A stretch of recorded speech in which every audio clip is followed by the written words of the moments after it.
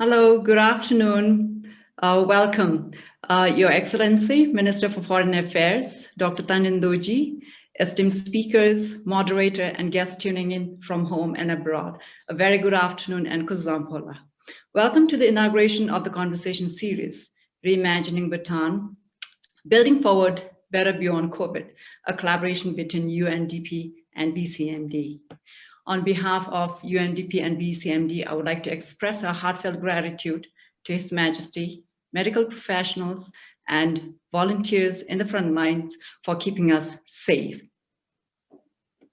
2020 is a trying year for all. Among many lessons, novel coronavirus teaches us three realities about life that we have been espousing theoretically, but lagging behind in practice. First, the pandemic has shown that our lives and all phenomena in this world are interdependent. As the virus continues to ravage all sections of the population indiscriminately, cutting across all aspects of our lives, from health to education to economic well-being, and transcending beyond political borders. Second, it made it clear that the existence and continuation of human race on this beautiful and only earth is a collective fight of the rich and the poor countries alike. We are all in this together. Third, the pandemic reinforces that change is constant and the future is unknown. It made us all pause in a frenzy to secure whatever aspirations we have at all levels, from personal to organizational to country level. If we are to survive this pandemic and emerge wiser as a country with a goal to build more resilient, green, and sustainable Bhutan, I believe that it should begin with an honest reflection on our current situation and experiences. We need to hit the reset button and steer the country on a developmental path better than the pre-COVID one. With this goal, starting today, BCMD and UNDP is collaborating to host a series of bi-monthly conversations on very pertinent themes ranging from the future of economy and education to anticipatory governance, environment, and social protection. We bring together panels of thought leaders, practitioners, and change makers who have the liberty to ideate freely, reflect critically, and suggest forward-looking ideas. Recommendations stemming from these series of conversations will be compiled and shared with key decision makers to inform policy decisions and shape the course of Bhutan's development beyond COVID. On that note, once again, on behalf of the organizing agencies, I would like to welcome Your Excellency and all the guests tuning into this inaugural session. After this very short inaugural, we will move on to the first series of the conversation on the theme, the future of work, skills and education. Welcome. Thank you for joining us. I would like to now invite Azusa Koboto, the resident rep of UNDP Bhutan, for her remarks. Kadinche, thank you. Thank you very much, Dr. Chencho. I'd like to join our co-organizer, BCMD, in thanking all of you for tuning in. I'm very grateful to the Honorable Minister for Foreign Affairs, Dr. Tandin Doji, for sharing the recorded message for today's event. While the conversation series is a non-governmental platform, Limpo's encouragement clearly indicates the commitment by the Royal Government of Bhutan to carefully examining the ideas emanating from the conversations. In this regard, I'd like to thank distinguished members of the panel and the moderator for rising to the challenge. Without doubt, 2020 has been an extraordinary year. As the world approaches the grimmest of milestones, where 1 million lives have been lost to the virus, and nearly 30 million people have been infected worldwide, the COVID-19 has been a devastating public health crisis. It has also had profound socioeconomic impact. Human development, which is the combined measure of the world's education, health, and living standards, is on course to decline in 2020 for the first time since measurement began. With up to 100 million more people being pushed into extreme poverty this year, governments and societies face unprecedented policy, regulatory, and fiscal choices as they act to save lives and set a course for a sustainable recovery. The UN Secretary General called the COVID-19 crisis as a development crisis, whose impact will be felt for many, many years to come. We do not know and perhaps will never know, the true extent of the impact that the crisis would have on our lives, economy, and planet. While the governments and decision makers around the world are busy fighting the pandemic day and night, there is a realization that the choices made today, if made well, could be the tipping points that transform our societies and our planet for the better. Indeed, the response to the global pandemic is generating an unprecedented level of response from policymakers. As an American scientist, Benjamin Bratton has recently put it, we are witnessing the largest experiment in comparative governance we're likely to see in our lifetimes. The virus is the control variable. In addition to thousands of economic policies and response plans that have been announced in the last few months, some governments are seizing this moment to put forward policy measures that signal a more substantial, long-term shift towards a new paradigm and explore new possibilities by rethinking economic model, systems for protecting the vulnerable, greening the economy, and leveraging technology and innovation. We in UNDP believe that our support to the COVID-19 response must be designed to help decision makers look beyond recovery towards 2030 and even beyond the Sustainable Development Goals. Such forward-looking response could end an era where 1/3 of all food produced is wasted, while 1 in 10 people goes hungry, where 10 times more is spent on fossil fuel subsidies than on renewable energy. It could transform the lives of those who are out of school, out of work, offline, and off the grid, even before the virus spread. Now the question is, how can we turn adversities into opportunities? How can we use the growing sense of urgency as an impetus to push forward pioneering solutions? As His Majesty has reminded us during the second address to the nation on COVID-19, we in Bhutan must have the courage to overcome all adversities. Let us rise to the occasion so that when we look back at the COVID experience 10 to 20 years from now, we can say with confidence, yes, we have taken full advantage of the crisis to build forward better and stronger. The year 2020 will be remembered for the collective efforts to fight the pandemic and pave historic milestones for the future of Bhutan. So let's start reimagining the future. Now I'd like to request the video message by Honorable Minister for Foreign Affairs to be played on the screen. Thank you, Karinchela. Amasuza Kubota, RRUNDP, Executive Director, Bhutan Center for Media and Democracy, and moderator of the panel, Seong Sekpek, distinguished panelists, ladies and gentlemen. I am delighted to address this first conversation series, Reimagining Bhutan, Building Forward Better Beyond COVID, jointly organized by UNDP and Bhutan Center for Media and Democracy. I am also heartened to see a distinguished panel of experts from home and abroad who have long association and experience in today's topic of the discussion, which is the future of education, skills, and work. I'm sure the discussion will be enriching, lively, and productive. I would like to thank UNDP Bhutan and BCMD for partnering to host a series of open conversations with thought leaders, practitioners, youths, and change makers to put forward innovative and bold ideas to reimagine the future of Bhutan amidst the COVID-19 pandemic. A compilation of suggestions and recommendations coming out of the end of the conversation series would be useful for the Royal Government of Bhutan to strategize post-COVID plans and measures. I encourage participants to offer free, frank, and practical ideas. COVID-19 pandemic is perhaps one of the most devastating development disasters to have occurred in history and which continues to impact and wreck the health and economy of almost all countries globally.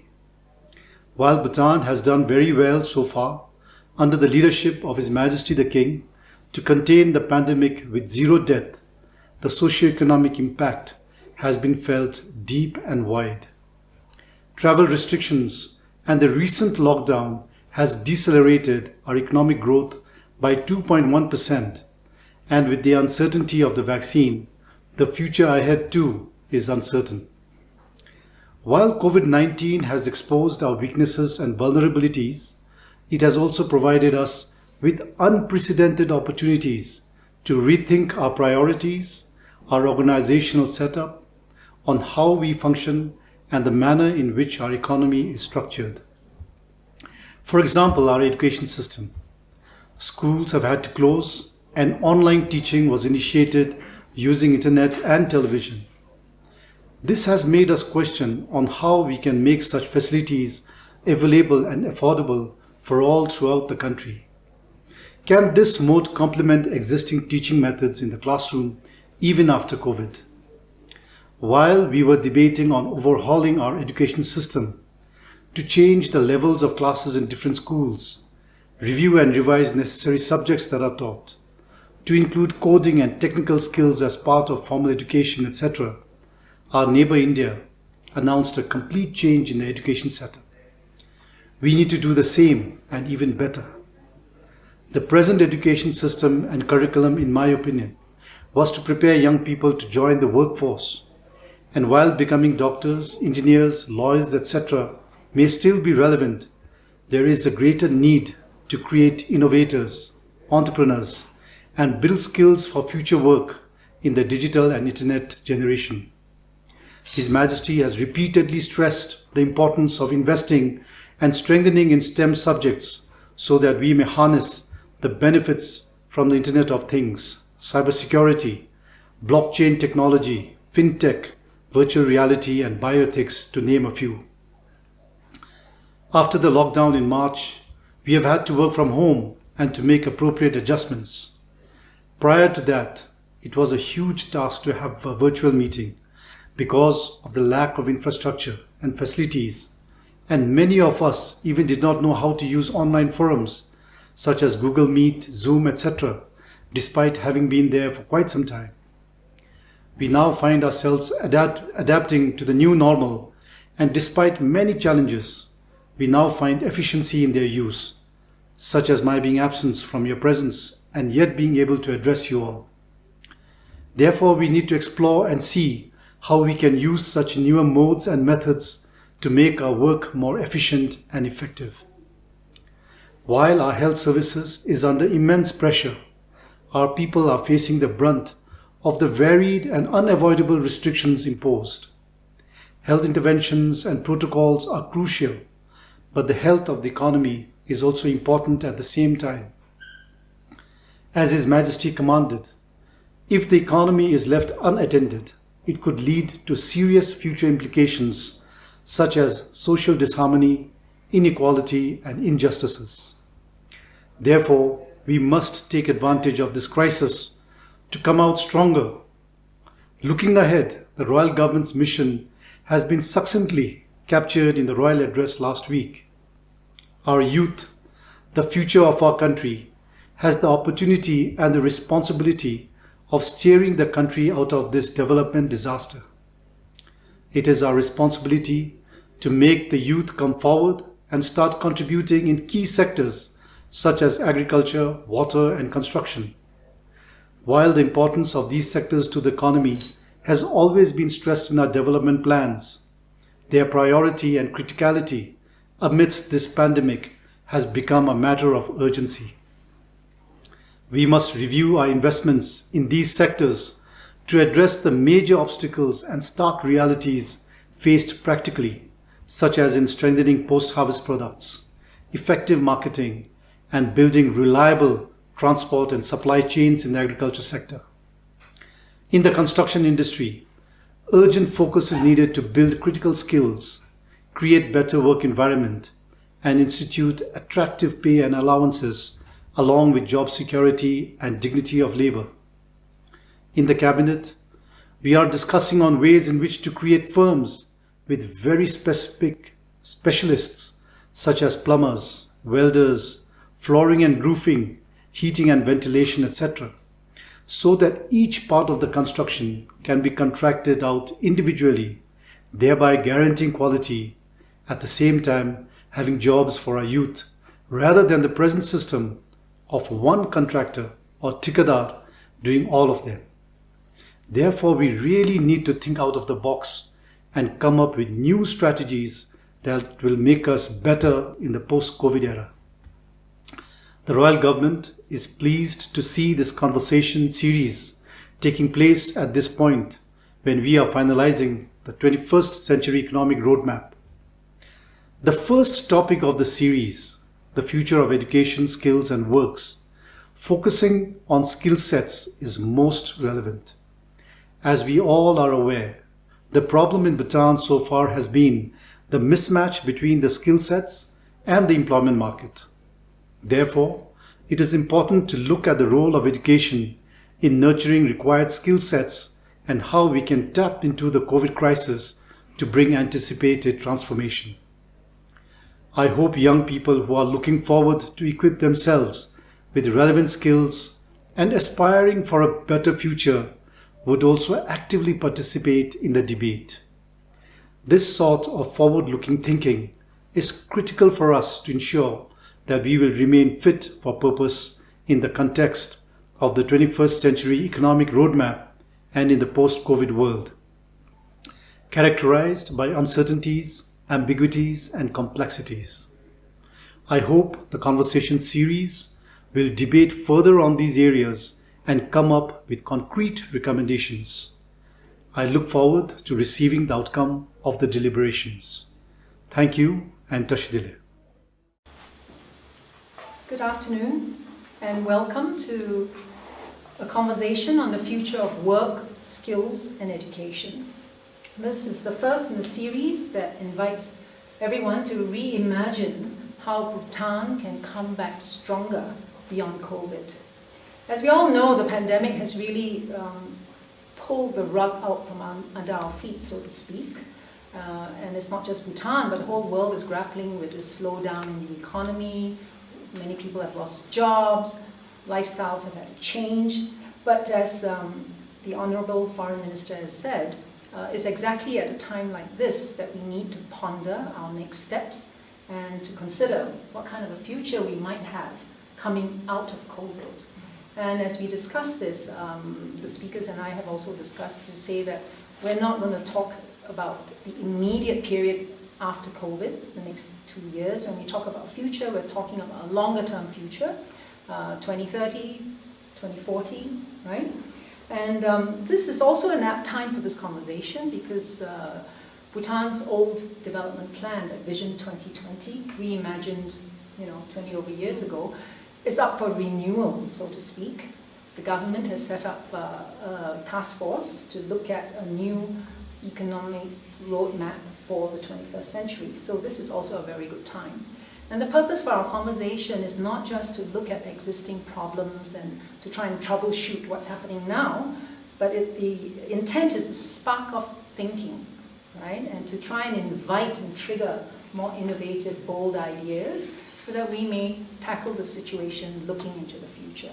Before we begin, I'd like to sort of very quickly give ourselves, catch up, give ourselves a glimpse on the current situation in Bhutan in terms of the world of work. We know that unemployment, there's a 2.7% unemployment in Bhutan, and out of this number, youth unemployment make up nearly 12% of that number. And it seems like young people with degrees who have gone through college comprise quite a large proportion of this youth unemployment. 6.5 out of 10 people, young people who are not employed, have a university degree and they're not at work. Okay? We have an estimated 8,000 people entering the job market every year. We have 30,000 people today seeking jobs because of COVID. Tourism employs 50,000 people, and we know tourism sector is in a limbo. So as for Bhutanese who work in construction, only 1 out of 10 people in our construction sector is Bhutanese. Right? And we also know that about 9,000 people who are working overseas have returned to Bhutan because of COVID. So this is what is the situation currently, and I'd like to begin by asking Kinatsering, who's also a member of the Task Force on Economic Change. In fact, all 3 of our Bhutanese panelists today are from the Economic Task Force as well. Can you tell us what you see in the future in terms of work, skills, and education? I mean, how can we make that? What kind of future is there, and how do we make it work? Right, thanks for this opportunity to be on the panel with all the distinguished co-panelists.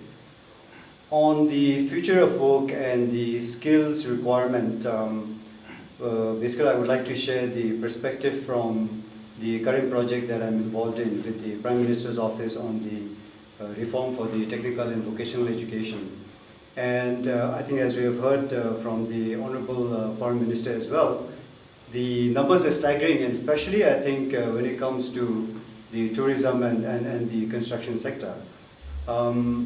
So looking at that, as we look towards the future, I feel that one of the things is that the innovation part has to play a major role, and because as we teach, I think, our youth in specific skills, but at the same time, within that particular context, we do need to make sure that they are generalists also, because of what happened in the tourism sector. Now, all of a sudden, had we included some of the technical and then also constructional education curriculum within that, then they would have been better prepared actually to sort of switch roles. And in fact, that's one of the things that we are trying to do with the Royal Institute of Tourism and Hospitality in a collaboration with them and with kind assistance from UNDP as well, to see whether we can include some of those curriculum within the hospitality, so that it gives them the opportunity, A, that if the COVID or post-COVID, when they go back to their own sector, they will have added value and skill to sort of,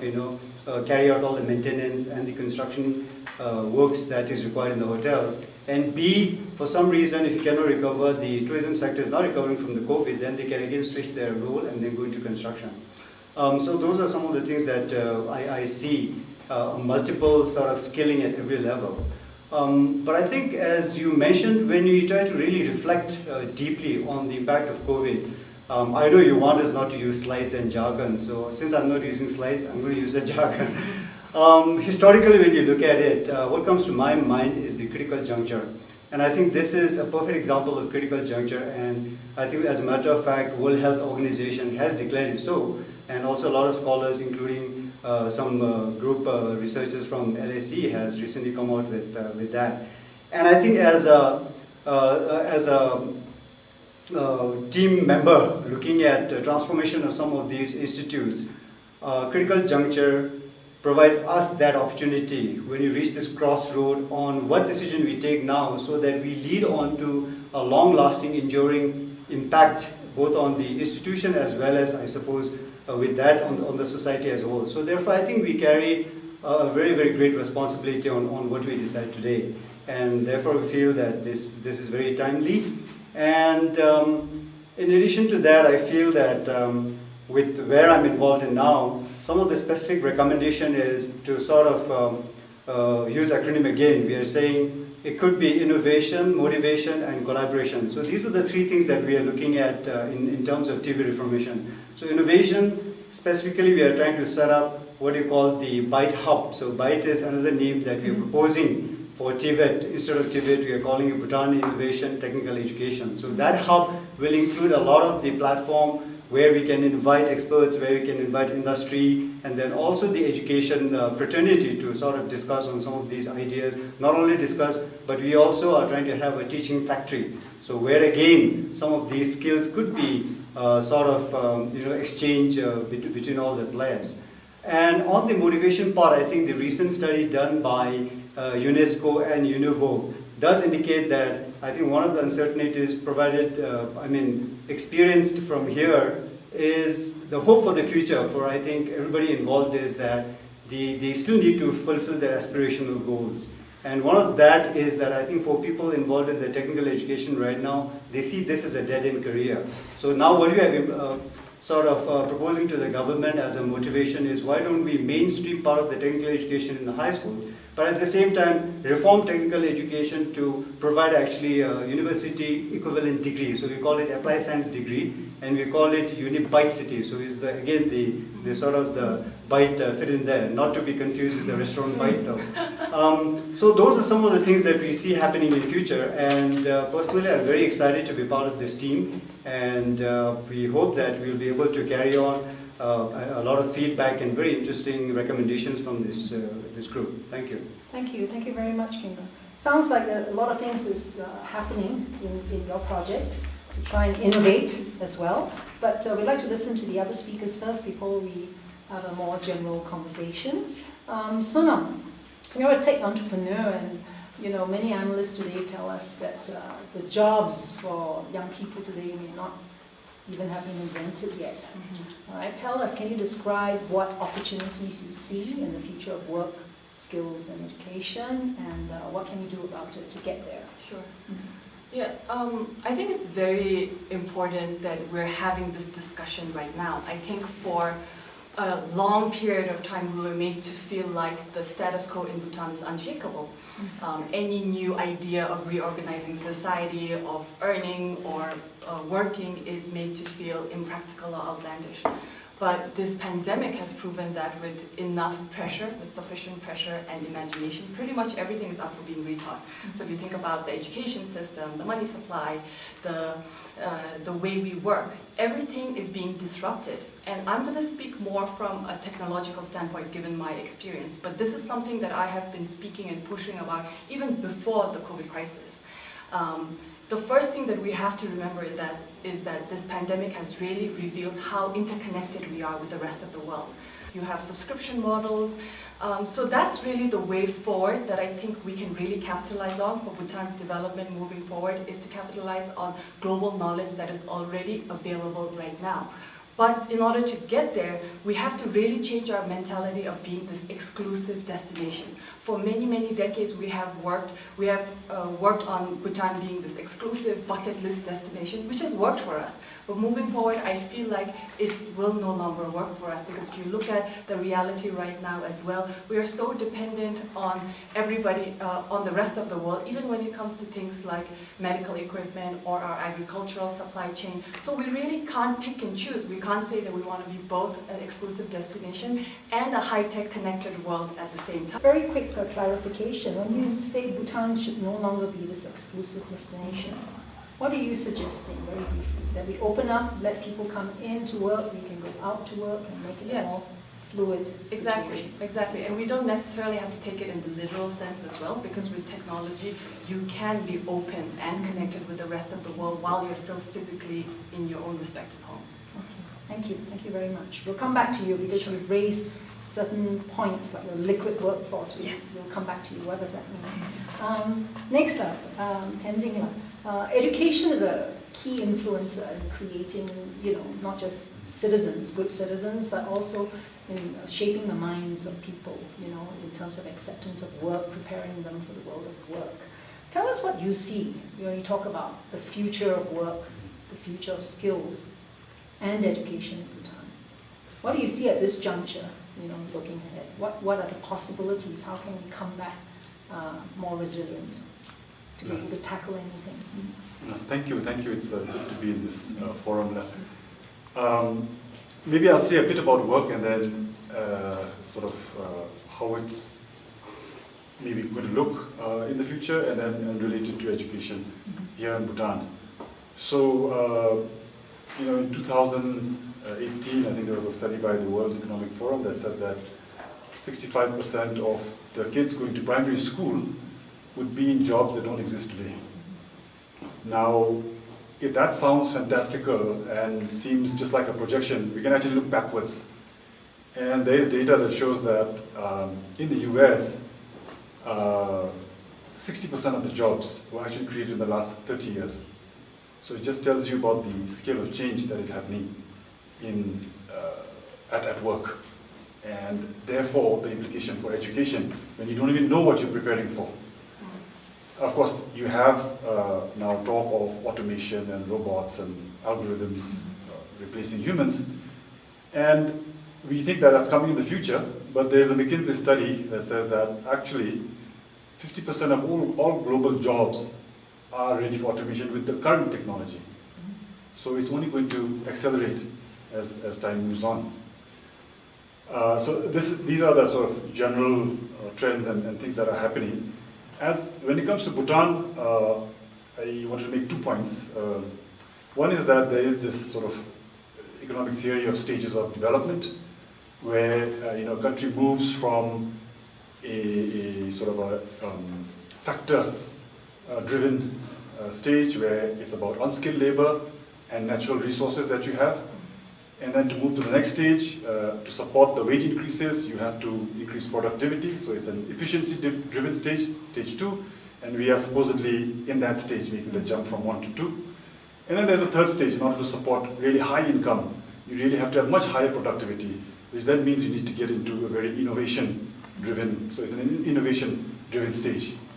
And so if we visualize our economy and where we would like to be, I imagine that we would like to be in stage 3, which is an innovation-driven economy. The second point with regard to, as it relates to Bhutan, is that you look at all the past reports and all the studies, and they have actually highlighted our peculiarities in terms of our location, our geography, our size, and I think they've come to the right conclusion that the only thing that we can really capitalize on, other than some of the natural endowments, is our human resources. So this idea of a knowledge-based society. And I think this gels very well with those stages of development, so knowledge and innovation. And I think that's where we need to be headed. How do we get there? And I think this is where education plays a very vital part. If you look at education, if somebody from the last century came into this world, he wouldn't recognize transportation, no aeroplanes, no cars. He wouldn't recognize agriculture. He wouldn't recognize transportation, so many things, but he would recognize education. We still have the old model of the sage on the stage, dispensing knowledge to the students, and that is an old industrial, factory-led Russian model, which is no longer relevant, but we have not changed. And so the curriculum, the pedagogy that we have is very much focused around the teacher, it's very much content-driven, and when it's content-driven, what it promotes is memorization, and which is now the bane of the education system, and that's what we talk about, rote learning, memorization, so on and so forth. And what we actually need probably is people who can learn throughout their lives, so that they can change jobs, they're ready for the future, which leads to a sort of different paradigm. We need an education system that is more authentic, that is more inquiry-driven, that allows children to learn at their own pace, perhaps, and this is where technology is coming in. Now we see that actually we can bring in technology, and basically just wanted to make 2 points here, is that other than the curriculum and the pedagogy, the idea that we can actually flip the classroom. So flipping the classroom meaning instead of teaching in the classroom, students now with technology can watch the lectures or the videos or whatever beforehand, and the classroom is flipped into a much more enriching environment where you're discussing, where you are abstracting, where you're synthesizing, so to develop some of the critical thinking skills and so on and so forth. The other is this idea that, which is very embedded in our system, is that we're always looking to get the right answer. And I think that is deeply, deeply flawed. We need to be asking the right questions. And I think His Majesty alluded to this when he said that we're a fail-safe society. We're afraid of failing. We don't want to try because we always want to get the right answer. And I think these two things are things that we have to tackle. I think I'll leave it at that for now. My time's up, so thank you. Thank you. Thank you very much. And as we say at PCMD, we always tell people there's no wrong or right answer. It's just that we all have a perspective. And what I hear from you, though, is that you're suggesting that we should, when we talk about the future, we shouldn't just think about an education system, but you're talking about creating a learning environment. It's just as important as schools, right? A learning environment. Yes, yes. People can keep learning and progress throughout. Okay, last. Can we move now to Anirla? Anir, are you there? Anir, You've had a very rich experience sort of bringing innovation into governance and leading the lab on the world of work. What can Bhutan learn from what is happening in Bangladesh? Kindly share with us. Thank you, Pek. Let me share my screen, if I may.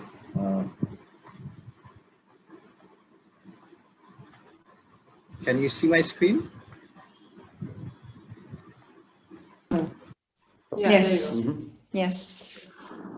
Thank you. Honorable Foreign Minister, respected UNDP resident representative, distinguished moderator and panelists, respected audience.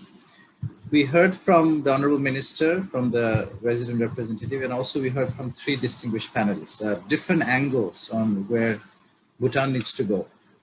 In Bangladesh, for the last 13 years of this digital Bangladesh journey, which culminates in the digital Bangladesh in next year, 2021, which is our 50th anniversary, we actually looked at technology to address many different social and economic issues.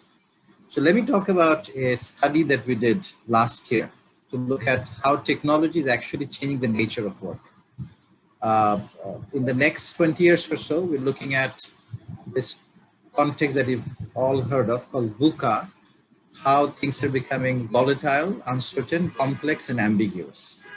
So we studied 5 of our largest sectors in manufacturing, ready-made garments and textiles, furniture, agro-processing, leather, and tourism and hospitality. Many of these are actually relevant to Bhutan as well.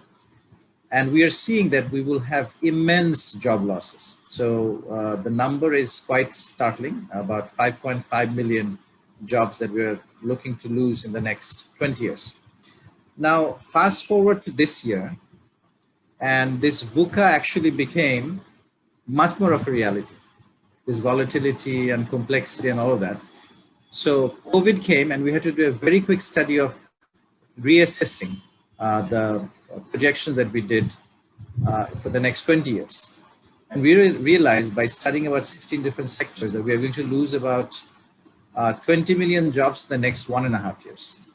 So that 5.5 million actually became very, very high. So 20 million.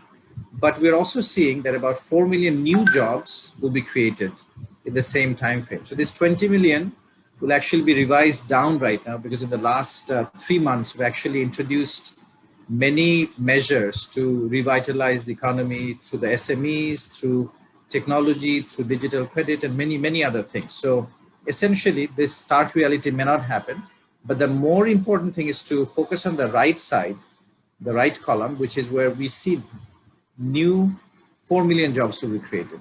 And this is what I want to focus on. So let me fast forward now to Bhutan. So hearing from the minister, from Azusa, and from the 3 panelists, I'm going to suggest 3 areas of focus.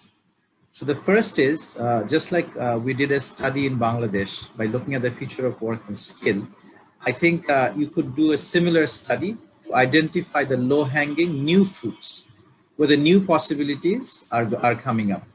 So we have representation from the Prime Minister's office, and I know that the Minister of Labour and Human Resources and the Minister of Education are working together through this task force that you have.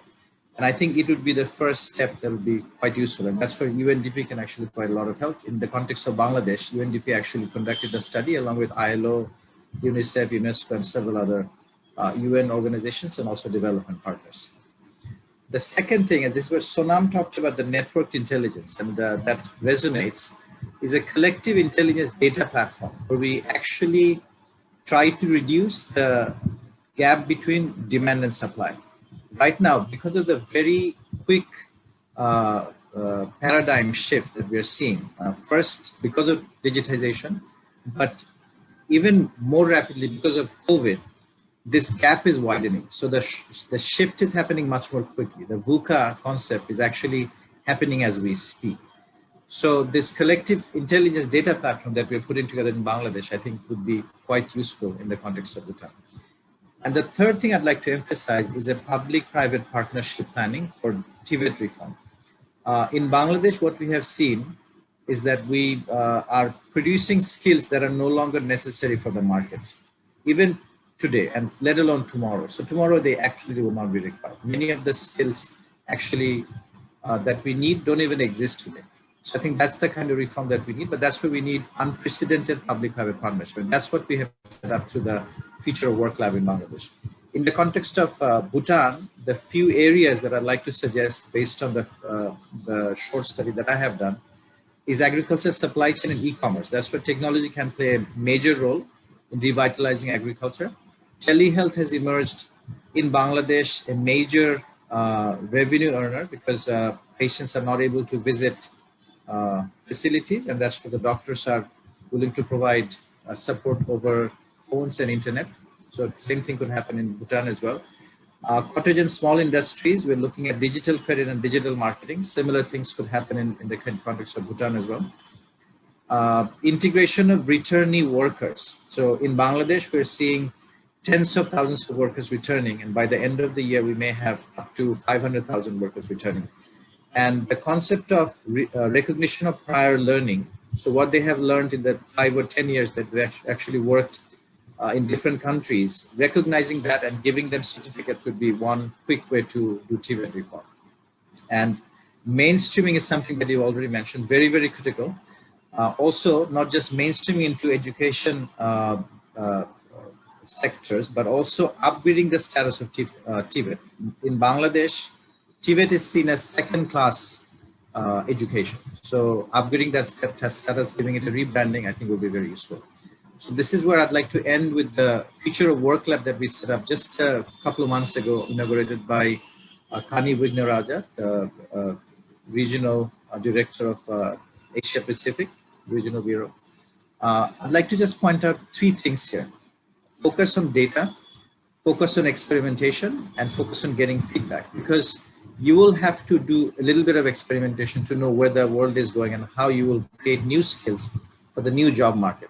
So I won't go deep into this because of lack of time, but this is a Future of Work Lab that is supporting Bangladesh government right now, but also it's designed to support governments of the region.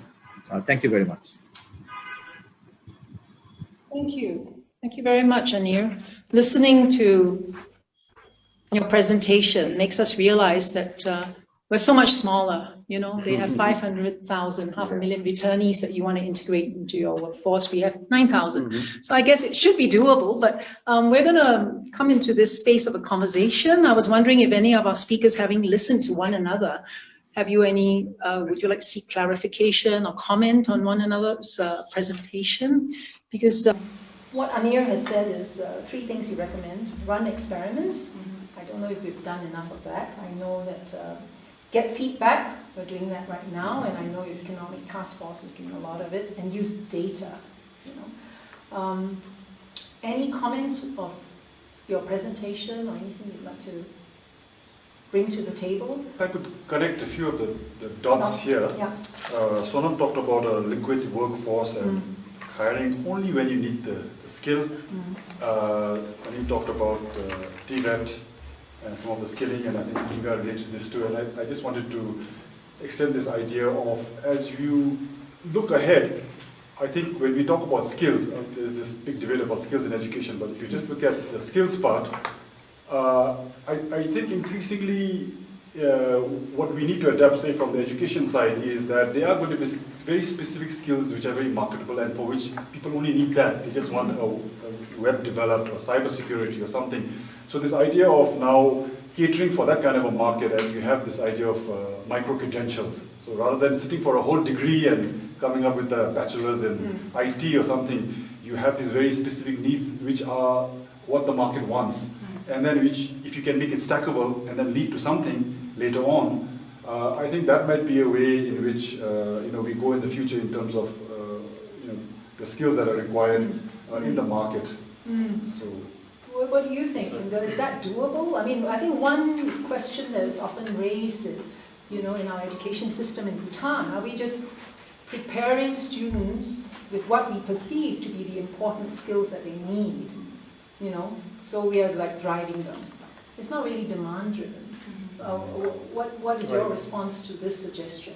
That's true. I think, as Tenzo was mentioning, one space that we see where there could be some flexibility in this whole spectrum of education institution is in the technical and vocational side. Just this morning, the Minister for Education was actually hosting a large meeting rather, to sort of define the pathways for education. And I think a lot of interesting comments and feedback. And the whole notion of actually the education by virtue of the size, you are looking at almost, I mean, even by Bhutan's, we're fairly small, and then looking at 170,000 of kids in the school system. So I think there's almost this hesitancy of tweaking anything. And that's, I think, where the TVET system can come in. And while we mainstream and then also provide this pathway to for aspirational youth to go all the way to get a degree in applied sciences. But at the same time, I think in between, if we can, just because we don't have to have the traditional sort of course curriculum like they have in RUB, and then also similarly in the Ministry of Education. So TVET, I think, really gives us that opportunity, and I think this also is in line with what Anil has suggested to upgrading. So therefore, right now, it is looked at as if it is the second or even the last option for a lot of youth. And then starting with the parents' perception as well, because we immediately equate that with construction and agriculture. But whereas my view is, construction and agriculture actually comprises of less than 10% of the entire TVET. On the other hand, I think 90% of the kids are doing fine. Only thing is they are graduating from class 12, not going to college, a lot of them, but they're still getting jobs. So I think we have to have that flexible approach in terms of, even to the extent where now, probably next time, we may have to take the vocational centers and the lessons to the village centers, to the remote areas, rather than expecting people to come to a center mega campus. And I think, as the earlier speakers have shared, one of the things I was suggesting that time, as a critical juncture, one of the decisions that we have to make with the limited resources, because where do we allocate them now? So I call it C or D infrastructure. So one is civil infrastructure, or the other one is digital infrastructure. You can't have it both, because I think we always, sometimes our approach to middle path is actually, this is something what may not work now. So we have to really make a decision and say, let's forget about the infrastructure and civil roads, build mega campuses, buildings, but rather focus a lot on the digital, and then buy a learning management system, buy this platform which can track down every lesson for these kids. And then just the other day I was sharing with Sonam, one of the entrepreneurs in online management system, Baiju.com, has become the first youngest billionaire in India. And I just met him 2 years ago in US, and that time he was just seeking fund from Facebook. And so therefore I feel that, I agree, I think this has to be very flexible, so which means with the limited amount of human capital we have, with the limited amount of knowledge, we are not going to get that done. So which the answer, I suppose, is digital, and then the innovative ideas that we Thank you. I think you both have raised, all of you actually, I think this whole thing about attitudes is one thing. Anir says TVET, right, vocational education is always considered second class. And you brought up the idea that there is a mismatch, and only because of attitudes. Now, our cultural outlook, we come from a farming background, we think that, when my kid goes to school, they should not be laboring in the fields, construction, blue collar. What can we do to address these attitudes? Because I think these cultural attitudes is something we must bring into the room now. I think technology is great, everything is there, but we've been talking about this mismatch for the last 20 years, and we've not been able to deal with it. How can we change the mindsets of people to understand that the future of work, doesn't matter what it is, this is what we need? I think that maybe we can discuss this a little bit. How do we shift that? Because we are an oral society, number two. We love to meet and play archery and get together. This new world where everybody sits behind a screen, I don't know. How do we bridge those challenges? Anyone? Sure. Sonam, you and then Anir, yes. Yeah, so before that, I just want to touch on what we were talking earlier about lifelong learning. So I feel like in Bhutan, when we talk about the future of education, the buck stops at online learning or online education, whereas really the reality will be continuous education. A few months ago, Google announced that they would be hosting the Google University. So they'll be offering courses that are at a tenth of a price or even lower than what the universities are offering. And in fact, they were bold enough to claim that universities, because of COVID, are becoming the world's most expensive streaming services. And saying that this math of going to school for 4 years and then working for 40 years just doesn't work anymore. It's not going from A to B, it's more about going from A to A prime or A subprime. So this idea of working for 5 years, going back to school for 6 months, and again, repeating that throughout your lifetime. And I think that kind of fits in with the context of this dystopian technological revolution that we're talking about as well. We're saying that AI is going to replace a lot of the jobs. And in fact, during this crisis, emerging technologies have increased adoption all over the world as well. You see that in the blockchain space with a lot of people investing in stable coins and a lot of people going into like decentralized technology as well. So I think in a way we are forced to change our mindset, and then coming to your question about how do we inculcate that in our culture as well. You see that right now when kids are being homeschooled, or kids are taking their classes online. Parents are slowly realizing that school is no longer a place that you can just warehouse your kids and then have absolutely no participation in their education or their learning. But that mindset is changing now because parents realize now how important it is to be 100% attentive, 100% engaged with the kids as they are absorbing all of this knowledge from the platforms online. And I think the main distinction that we have to make is up until now, we were forced to think about workforce or even education in terms of optimizing efficiency and productivity. But COVID has really shaken up the status quo and said that now it's no longer about that. It's more about sustainability, about resilience, about being inclusive and really simplifying what's out there, because you're not going to school now to absorb information anymore. You're going there to make sense of that information that's already out there. So I think in a way, whether we like it or not, that mindset shift is happening. But how sticky it would be at the end of this crisis, I feel like that would be the bigger question that we would have to address. Is this mindset shift happening? What do you think? Are young people more, able to overcome, their parents' traditional views like construction, no, this one, no, only go to civil service, white collar? I think it's in times like these that we have to change and shift our mindset. I think if you heard His Majesty's address a little more than a week ago, I think it was about that. Exactly, that the youth have to step up. This is the need of the hour. And I think the framing helps in the sense that this is for the country. And then you find people who are proud to be picking up garbage or digging the drains or cooking or doing that kind of thing which we might consider below us. So I think those kind of attitudinal changes, cultural changes are happening. One of the things on the TVET front, I think, is that maybe we need to embed that lower down in our schools, middle school maybe, so that this is normal, this is not something that we stigmatize. And so I think some of those things are happening, but I think it will take some time. So I feel like you've pinpointed something very important, the framing. Yes. I think till now we've all thought of jobs as a job, it's to make a living. It's kind of transactional and functional.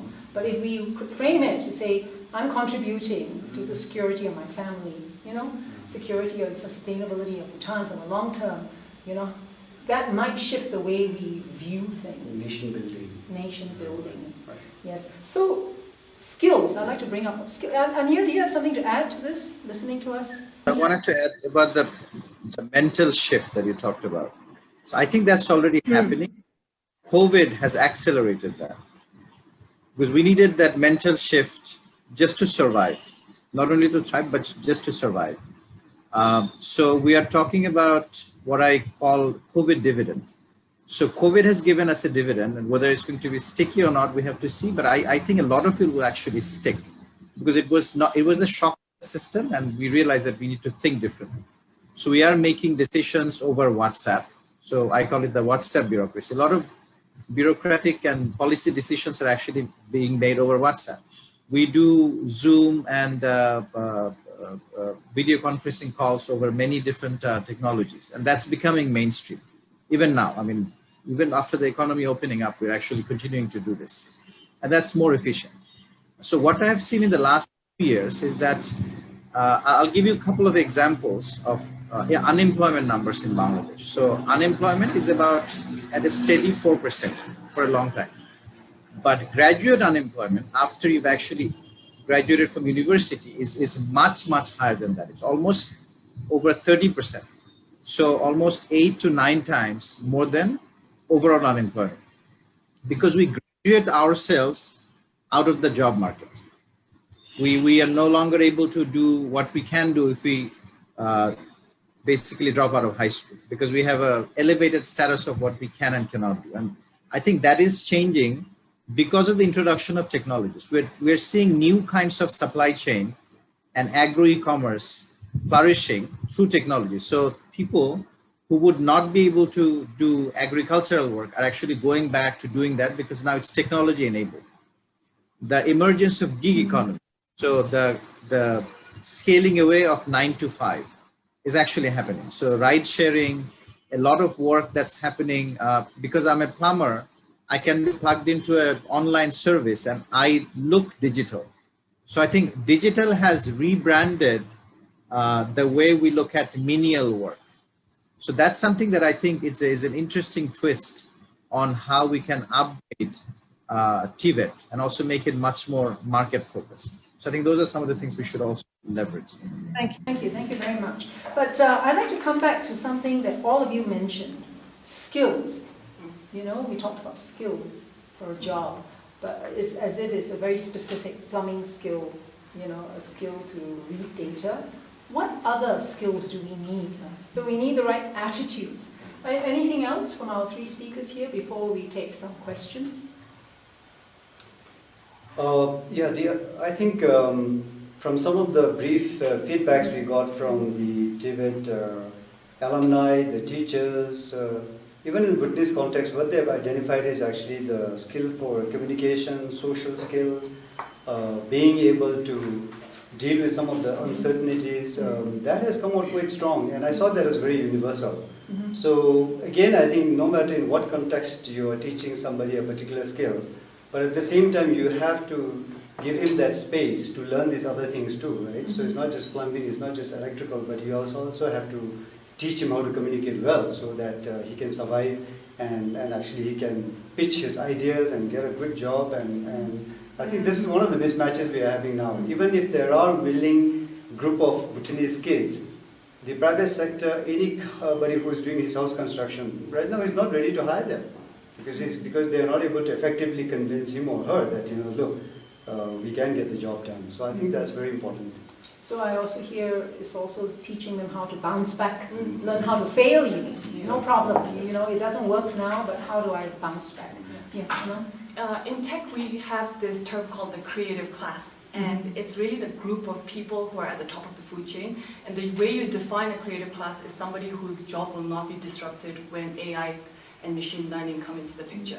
So it's anybody who is a programmer, a coder, a digital marketer, because ultimately you are your skills and your profession and skills is not bound by time or space. And it's really that idea of being able to work from anywhere at any time. So I feel like within the context of Bhutan, this might be really long term as well, but that's what I'm aspiring to do with Code for Bhutan as well, is to build and inculcate this technical workforce that will ultimately in the next 10, 20 years be equipped to face that job market where you will be able to leverage your skills and offer your services to any company or any company around the world, basically. Anything to add before we... No, I just wanted to say that this idea of disruption in higher education, right now we have this concept of seat time, that you sit there in your class for whatever, 3-4 years, and then you get a degree. And I think that's been disrupted, like Sonam said, with like Google now coming in, and it's very much personalized individual, you do it on your own time, and then you have a certain competency, and it's more output-based. System seems to be very input-based. Of you come in and you spend that time. And I think higher ed in that sense can borrow a little from the TVET end in terms of looking for some of those so that people are job ready. They have those competencies when they come out. And I'm all for education's sake, but yes, also they need to be job ready and have those, skill sets and competencies so that when somebody hires them, they can move in quickly. And that's what a good education should actually give you. And then move from job to job. I mean, typically, even now, pre-COVID, people are switching jobs. I think in the US, the statistics is in a career, people would have done, I don't know call it careers, but tours of duty in 12 different areas. And now it's going to only accelerate. So you might be moving every year. So you have to have that flexibility to learn and be nimble and adaptive. So I guess that's what it means to be adaptive, innovative, think out of the box, be creative. We no longer have jobs where we finish school, join the civil service, build a career there to now retire, right? Okay, we have time for some questions. Are there any questions? So we have a couple of questions coming in. I'll read out two for now. The first one is from the Permanent Mission of Bhutan to the United Nations, and it says, discussions on building for better beyond Bhutan appears to be skewed more on the issues of unemployment and lack of construction workers. How about canvassing the idea on a more wider, holistic, nationalistic narratives?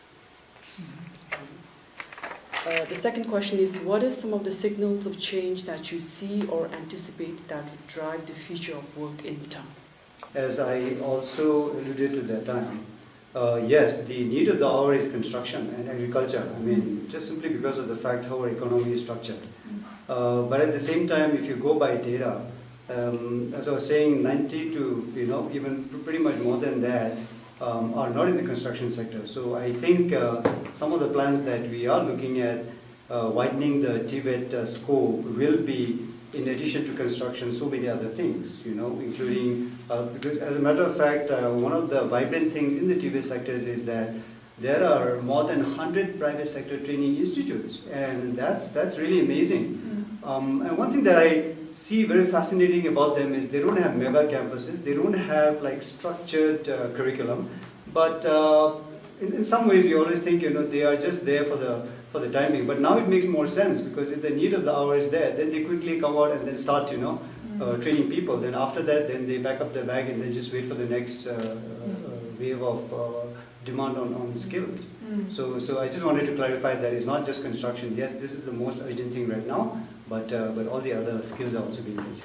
I'm not sure I quite understand the question, but it's not just about employment and construction. Canvassing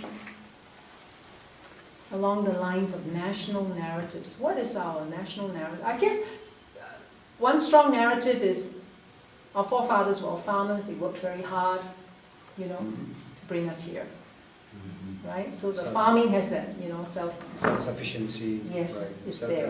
What is this narrative that we need to now, put out there to tell the story of the purpose of Bhutan, the purpose, why are we working, what is the whole purpose of work and education? How do we prepare ourselves to be more meaningfully engaged? So what I heard earlier was that maybe it is about contributing to Bhutan's sovereignty, independence, sustainability. Can we maybe create more stronger links? I don't know. Anir, do you? Yeah, I mean, what I was wondering, and again, the question is a bit abstract, but it's one of the happiest nations in the world, right? The national happiness index, who coined the term. So it's not only contributing to meaning in Bhutan. So socioeconomic progress is obviously one thing, but I think contributing meaning to your life, Bhutan can contribute that to the rest of the world. I mean, I won't name countries right now, but there are countries that are suffering, and there are countries that are saying, what is the meaning of existence? Large countries, developed countries, right? So what is Bhutan's secret? And maybe that's something that you could also tell the world. What happened. So I think that is also the meaning of education, work, and all of that, right? Finding meaning. Maybe my answer is as abstract as the question. No, but I it's think it's really significant right now. I think right now in the pandemic, we're all like looking for an answer. What's the right answer? Where's the cure? Yes. Where's my job? Absolutely. But to take it into the future, whoever asked the question is like, we do need to figure out what is that future that we want. What is the whole purpose? Why do we want to be healthy? Why do we want to go back to school? Why do we want to work for? Maybe that is more philosophical, but it's very, very important, because otherwise we become quite transactional. So it's a nice reminder. You know, what's the whole purpose of having so many skills and being, you know, a good techie? I don't know. But maybe we have to bring these questions back. It's like for many of us, we need a vision. What is our vision? And then we can move towards it. Second question, signals of change.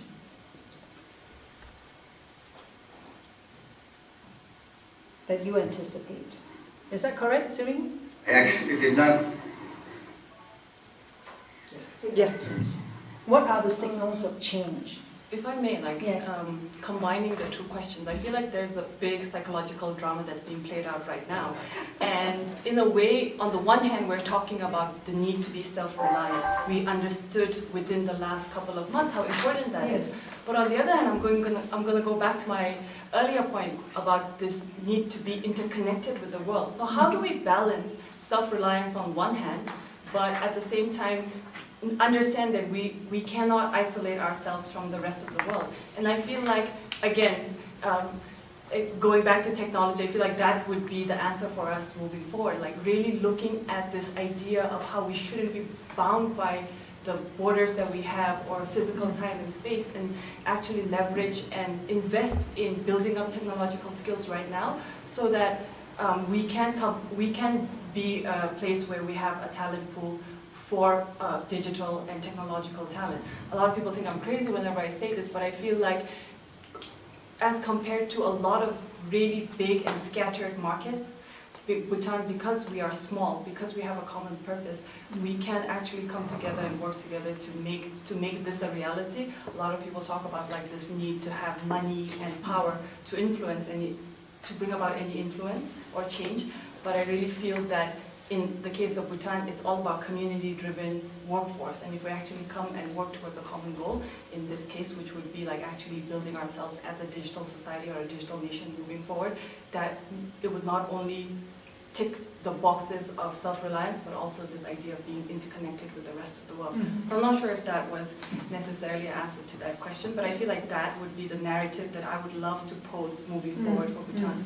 Okay, and Just on the signals on the future of work, I think we're seeing it here. I see it in education, where we have sort of now a blended learning, and then you have this work from home model, and I see learn from home, work from home.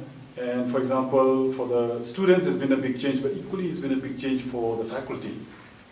They have to now use new tools to communicate. It's no longer physical face-to-face. They have to be more imaginative in delivering and making sure that they're taking care of the students from a distance. So it requires a whole new learning for them, a whole new set of skills that they have to, and they're working from home. And to me, as I look further into the future, I think that's going to be a big part. I think even architects and designers are talking about now, as when you design homes, that is almost now going to be an integral part of future homes. Zoom room. Zoom room, or in future, God knows, we might have better rendition 3D or something. But I think that will probably be a bigger part. People may have more choice in terms of where they live and the commutes and so many other implications work from home will have. I mean, there are a lot of pluses on the environment side in terms of transportation and decongestion and so many things. So technology is enabling a lot of these changes, I think, which will happen, especially for the knowledge worker. Okay. Are there any more questions? We have 2 more minutes for questions. Yes, so would you like to say something? I think catching up on, even from a personal thing, what we realize is now we're trying to build a home, and now we're looking at tiny homes. Not so much of a big home, because it doesn't make sense to have more gatherings and so on. But I think on the more important point of where Bhutan can take a lead, as we have always been doing on the GNH part, As we go and move into the digital world, I was just looking at the newly minted Center for Human Technology. I think this is all a company that has been put together by Silicon Valley experts who have been working for Google, Facebook, and Amazon, and Pinterest. And the real vision for them is now, since, let us not, as we sort of, go gung-ho on digital technology, but at the same time, let's preserve our human part of the whole thing. Mm-hmm. So I feel that this is where we could provide them some leadership as well as we go into digital technology. What are the values that we are always, anchored by, the GNH value? Mm-hmm. The other point is, I think, as Anil was sharing, is also even in the economic accounting, we were just discussing among ourselves, the GDP has been so predominant, and now when we're talking about GNH, we don't have a GNH accounting. So how about actually requesting the appropriate research centers like CBS to include GNH accounting? Mm-hmm. And I'm sure like these are the two areas where we are both interconnected, but at the same time we can take the lead in the world. Mm. I think there's some work done, not much, but for GNH accounting is like, maybe it's also time in the world of work to account for the number of hours people volunteer. We have a lot of day soups, for example. People, mm-hmm. Give time to do good work for the community. So we should count that as productive work that also contributes. Otherwise, we're just tracking jobs for a salary. Okay, are there any more questions? We have 2 minutes, so just pick one question. Last one, you can continue. Okay. So, the question 1, at the moment, the only qualifications recognized by RCAC and RUB are those obtained by full-time classroom study. Does that need to change to cope with the future? Is this being considered by RCAC and RUB? Mm-hmm. Second question, would love to hear the speaker's thoughts on what are the first 2 steps or things and what would need to come together to realize the ideas you proposed. Would you like to take that? It's asking the university. This has been an ongoing discussion, and I think this is the right time to address this because so much of learning is happening online. And I think we're discussing flexible pathways, entry points from TVET to higher ed, micro-credentials, specific skill sets, and I think it's about time that we started recognizing distance learning. I think it's the RCAC doesn't recognize that, and I think it's quite obvious, and I'm sure the discussions will happen to allow for that, because that is the future. As I was talking about blended learning now, even at RTC, we haven't gone back to full face-to-face because we realize that the online has inculcated certain skills and attitudes in terms of their independence that we can hold them responsible for. So that's something we don't want to let go of. Whereas earlier, it was a chalk and talk. They would come in and the role of the teacher was to teach. And now we're trying to frame it as the teacher is a guide by the side, not giving you the material, but is helping you, facilitating your education. So I think online and distance is going to become an important part of even mainstream. So therefore, I think that issue to me almost seems moot, but of course it's for the relevant agencies and authorities to acknowledge and make changes. Can you get anything to add on this in terms of TVET? Yeah, I think some of the concrete things which could happen is also, it requires changing of acts, especially the legal requirements. Especially, I think, as I was saying, for some of the kids who are going to TVET, if they are looking at a possibility of being a member of parliament, they can't right now because they don't have a full-time degree. So I think this is one of the things that we are also submitting as part of our recommendations, that no matter what kind of skill they have, but if they get a degree, whether it's online or whether it's part-time, they are getting a degree. So I think these are really, really valid recommendations which both the government and the lawmakers would be, I think, keen to look at. I think we're, running a little short, time's ticking away, so we're going to move in our last session where I ask all 4 speakers, right, to share with us their concluding thoughts. We'll have about 2 minutes each. From today's conversation, what might we begin today that would enable us to head towards this future of work, skills, and education that we've been considering? What concrete steps can we take to get there? We want one or two concrete steps, and if Anir might kindly talk about maybe a bit about collaboration, which we didn't have time to discuss because Ania works with 23 ministries, in innovating. So collaboration and other points. Who would like to go first? 2 minutes each? Anir, maybe quickly 2 minutes and then... Sure, absolutely. Thank you, Peg. It was a very productive discussion. I learned quite a bit about how Bhutan is thinking for the future of work. And there's a lot of similarities in Bangladesh. So obviously one collaboration is between Bangladesh and Bhutan to address our shared challenges. But within Bangladesh, what we have seen is from the Prime Minister's office, we last year set up what is called the National Skills Development Authority. And that is coordinating with 22 ministries, and we're providing actually all the strategic support, the data platform that I talked about, the collective intelligence. We're setting up all of that so that we can make a lot of quick decisions, as the world moves very quickly, faster than our planning process. COVID moves at its own speed. If we cannot catch up with COVID, then we are falling behind. And so it's not just collaboration within the government, but collaboration with the private sector. What we have seen is the government has a lot of training institutes, but not the right market-focused, demand-driven curriculum. The private sector is a lot more nimble and agile to be responsive to the market.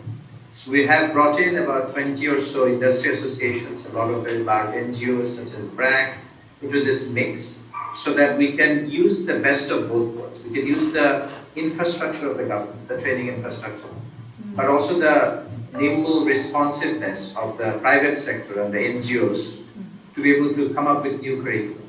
We're also looking to certify micro skills. So we talked about what is needed. I may be actually working in multiple different jobs. So there is no one job that I do. A lot of the Uber drivers actually do other things on the side. In COVID, because Uber was actually not running, so they were actually doing other things. They found meaningful vocation to actually themselves. Absolutely.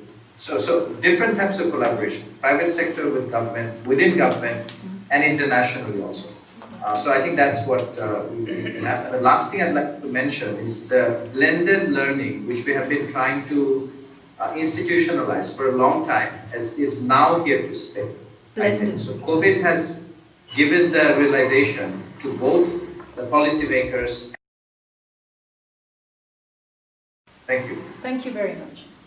Thanks. I think as you talk about the future, I'll take the caution from, I think it was Bali who said that future is not always what it used to be. So you borrow from the past. So I'm going to recommend maybe a future council. So that is a recommendation by Alvin Toffler, I think back in 1967 in his very famous book, Future Shock. And I was looking at it, actually, 80% of everything that he said is correct now when you look at it. And the rest 20%, I suppose, we'll look at it the rest of the future as you go towards. So that would be one thing. If you can set up a future council, I know Singapore has, I know World Economic Forum has, but I think it will keep alive this conversation even within our local context. And one of the things that again Toffler has suggested is that bureaucracy will turn into adhocracy, and that is something. Did it happen in other countries? Probably yes. Is it going to happen in Bhutan? Maybe yes. So that would be my single recommendation, that if you can set up a future council at every level. Thank you. Sanam?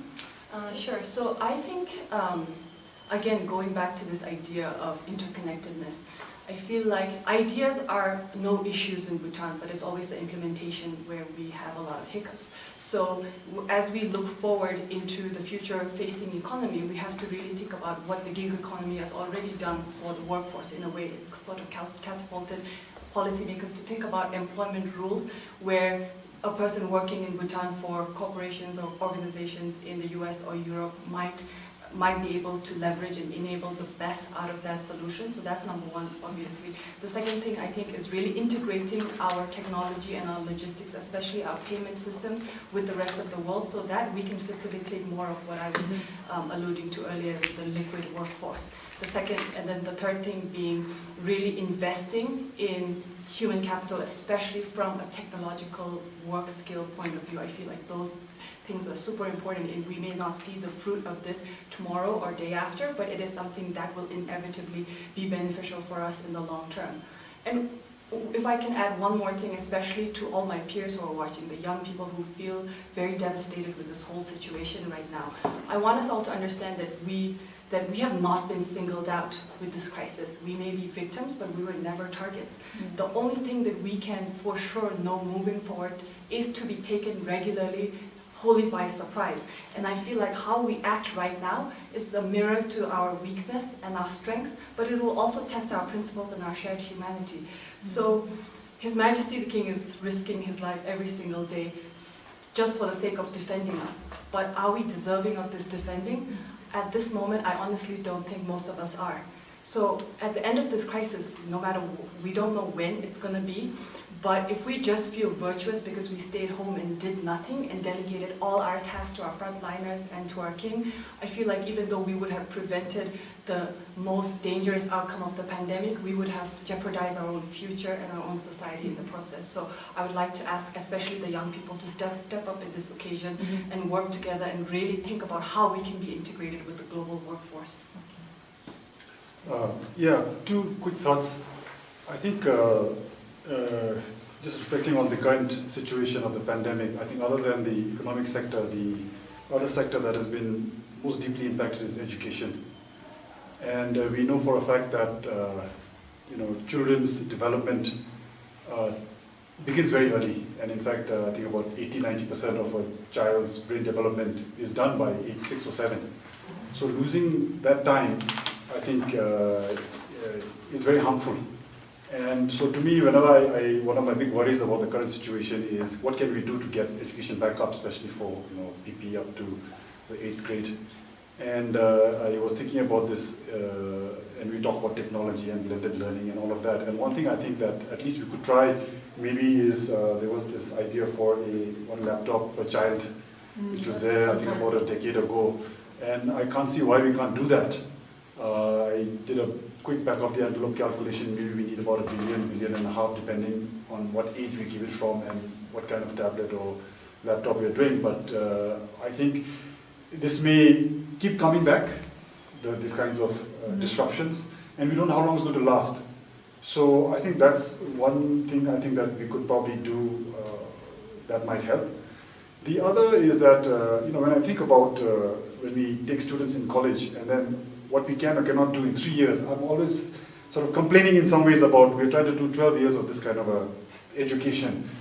And to me, of course, and most people know this, is that the earlier you intervene, the higher returns. So early child care, especially for cognitive development, very, very important.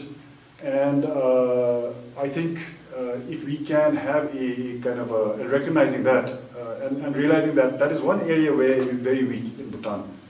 But if we can have a concerted effort in terms of a nationwide rollout of ECCDs, community ECCDs all across, where you can have good stimulation, nurturing, and also maybe some parenting, which I think is an issue, we can avert a lot of the later on issues which show up in the young people. There is a direct correlation between early childhood care and future life outcomes, and I think that is something that we, the earlier we can act, I think the better it will be for our children. Thank you. Thank you. Thank you very much. So time's almost up, and I feel very privileged to have been able to share and speak with all of you here. I really want to thank our speakers, Ania Chowdhury, Tsering, Sonam, and Tenzing Yuntin. And also to thank UNDP and BCMD, and many people who are in the background, the team. I do hope that this conversation will ripple out to more possibilities, and I hope that those of you who are participating, please keep sending in your views, your one concrete recommendation, because I think the government is really asking for feedback. Please send it to UNDP and BCMD. Thank you very much, and over to Tenchu for the closing. Well, thank you. Thank you to all the speakers for a very engrossing session. Very big ideas there. For me, I think it'll take some time for me to digest all those ideas and even comprehend. But thank you to Mr. Anil Chaudhary for joining this series. Thanks to technology that we can tap on, experts across the world. Thank you to Tashlendran Yantan for shedding light on the challenges in the education sector. Tashkinga Tsiri, Sonal Paudin. I'm sure rest of the viewers were as engrossed and engaged as I was. The conversation really doesn't end here. In fact, I think it should continue beyond the session. So like Ampek has said, please do leave your comments and views on our Facebook page, or you can even write directly to us. Last but not the least, we are very honored to hear His Excellency Dr. Tandon during this inaugural session. Thank you for making that time for us. We hope that when the government begins the recovery process from the pandemic and transition to a new normal, what we do here today and in the next 2 months with 4 more conversations on very pertinent themes will prove instrumental in guiding the government towards a course of development that makes our country more resilient, green, and sustainable. So thank you to all who have tuned in today, and I hope that you'll join us again for the next theme on the future of economy and innovative financing and investment, which is going to happen on 13th of October. So please do check out our Facebook pages, UNDP and BCMD's Facebook pages for update. Thank you so much, Khadija, and stay safe.